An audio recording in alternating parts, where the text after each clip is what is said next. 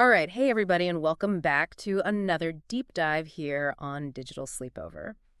So lately we've been, even kind of digging into all the ways that we connect with each other online, right? Yeah. I mean, think about it. Like, what makes those online communities really work? Or like, how do we actually like stay close with our friends when they're, miles and miles away? Right. But we're switching gears just a little bit today, and we're going to be talking about something that is like so crucial to having like good, positive experiences online. hmm And that is digital empathy. Absolutely digital empathy. So if you've missed any of those other deep dives, definitely go back and check them out because they're all kind of related in a way. Oh, yeah, for sure. They all kind of build on each other. Yeah. So today we're going to like really get into like what it means to be empathetic online. Like how do you actually understand and respond to like people's emotions when you're just, you're typing away on a screen? Right, right. And, it's so easy to misinterpret things or have things get, lost in translation. Yeah. Like when you don't have all those facial expressions and tone of voice and all that stuff to go off of. Exactly. And that's what we're here to like figure out, right? We're going to look at some personal experiences. We've got some really cool research that we're going to share, and then we're going to give you like some solid practical strategies Yeah. that you can use to like actually build those like real authentic Yeah. connections. Human connection, yeah. Yeah, With people online. exactly. Because at the end of the day, that's what we all want, right? Like we want those digital spaces to feel a little bit more human, for everyone. For sure. So, let's just jump right in. Okay. When we say digital empathy, what do we actually mean by that? hmm What does that look like in real life? You know? Yeah. So basically, it boils down to being able to like understand and respond to someone's emotions, Yeah. when you're interacting with them online. So it's you're scrolling through your feed or whatever, and you see a post or a comment from somebody, and, you really stop and you try to think about, you know, like, what are they actually feeling right now? Mm. And, what's the best way for me to respond to that? In a way that, shows them that I get it, that I'm listening. Right. Like you're actually seeing them as a person, Exactly. Yeah, exactly. not just like words on a screen. Exactly. And so, it's about really paying attention to their words, how are they phrasing things? Are they using emojis or slang or whatever? Sure. And then taking all of that into consideration when you respond. All right. So it's it's more than just firing off a quick reaction, Totally. like a haha or a thumbs up. Like you're actually being present. You're being present. You're taking a moment, to really think about their perspective. Okay. So that's kind of the what of digital empathy. But now I want to know why should we even bother with this? Like what's in it for me? You know what I mean? Yeah. Well, there's actually a ton of research out there that shows that being empathetic online is really good for you, for your mental health. Really? Yeah. Like for real? Oh, yeah, for real.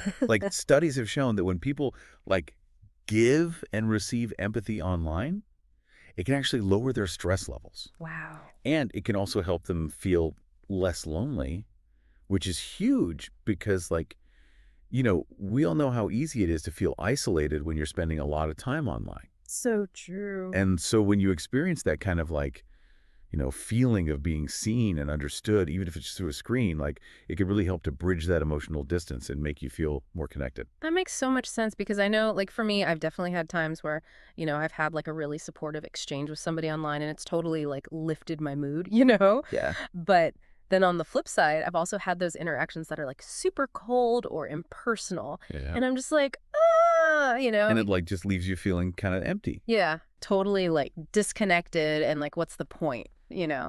Exactly. And so, you know, that's why it's so important to be mindful of how we're interacting with people online because our words can have a real impact, They really can. on other people's emotions and well-being. Okay, so we know like digital empathy is a good thing, but I think we also have to acknowledge that it's not always easy. Oh, yeah, absolutely. What are some of the challenges that people might face when they're trying to be more empathetic online? Well, I think the biggest challenge is that, like we were saying before, you don't have those nonverbal cues to go off of. Right.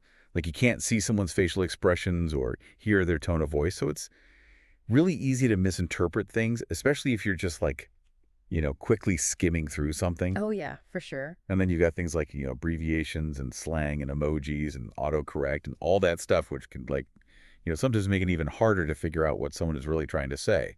Totally. I know. I've definitely been there. Like, I've read a text message and been like, wait, are they being sarcastic? Are they mad at me? Like, I don't know. Exactly. And so, when that happens, it's like it can lead to misunderstandings and conflict, and it can just make the whole online experience a lot more stressful and less enjoyable. Yeah. So it's like digital empathy is great in theory, but like, how do we actually make it work? Like in practice, like Right. what can we do to overcome these challenges and like actually be more empathetic in our online interactions? Okay, so here are a few things that you can try like in your everyday online life. Okay, lay it on me.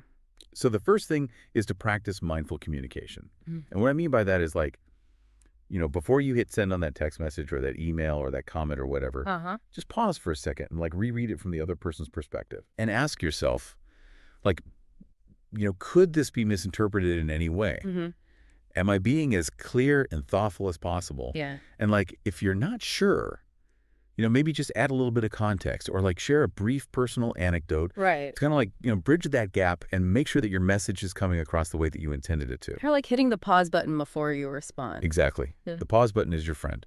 It's powerful. It's powerful. Okay, so that's mindful communication. What else? Okay. So another thing you can do is to like really try to engage more deeply in conversations. Okay. So instead of just like, leaving a quick comment or a like, Right. try asking open-ended questions that will like encourage the other person to share more about themselves. Mm-hmm. And then like, actually listen to what they have to say and reflect on it and like maybe even share a relevant experience of your own. Right. If it feels appropriate. And like the thing about sharing personal experiences is that it can really help to create a sense of connection and trust because it shows the other person that you're willing to be vulnerable with them. Yeah. I love that because it's like you're kind of modeling that empathy. Exactly. Yeah. You're modeling it and you're inviting them to do the same. Right. And, when you create that kind of environment, it can be so much easier to have those like really deep and meaningful conversations online.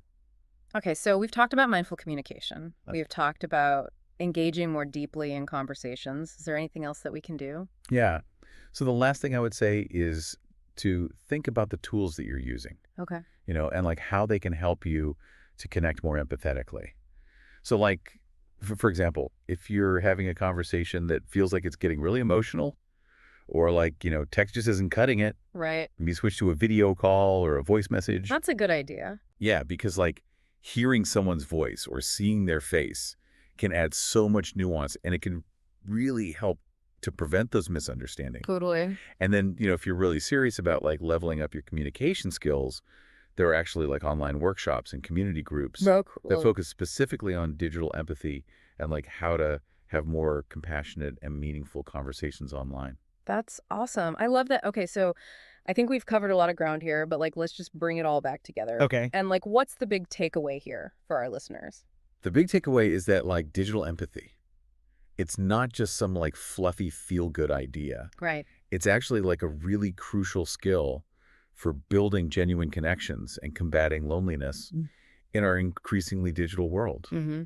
And like, if we can all just like make a little bit of an effort to be more mindful and compassionate in our online interactions, it can make a huge difference. I totally agree.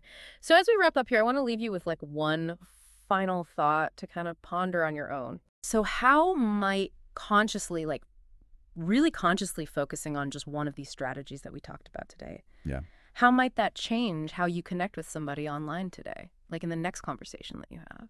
I love that question. We'd love to hear your thoughts on that. So feel free to like share your own experiences with digital empathy over on our website. Yeah. Or like tweet us or send us a DM or whatever, No, we're here for it. We want to hear from you. All right. Well, that's all the time we have for today, but thank you so much for tuning in. Yeah. Thank you for being here. And we'll see you next time for another deep dive.